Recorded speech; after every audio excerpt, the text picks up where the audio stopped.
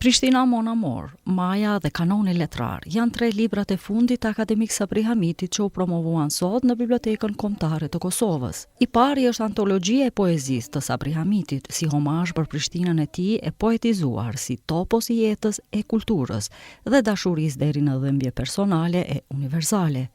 I dyti, Maja, është drama më e re e autorit, e cila e tematizon luftën shqiptare për çlirim të Kosovës.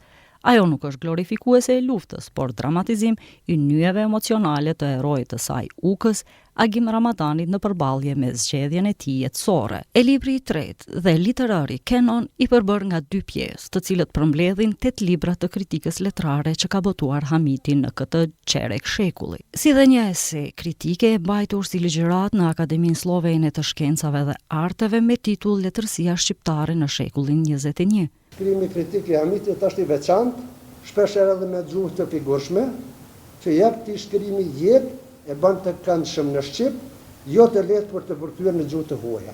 Për veprat e sapo botuara folën akademik Nusret Krasniqi, profesor Muhamet Hamiti dhe Fatbardha Satovci. Ata çmuan lart veprat dhe kontributën e akademik Hamitit, i cili i përshëndeti të pranishmit me një poezi të vetën. Nëse vdekja është përqeshje e jetës, e jeta është vetëm provim i vdekjes, ringjallja është ngushëllim i fundit.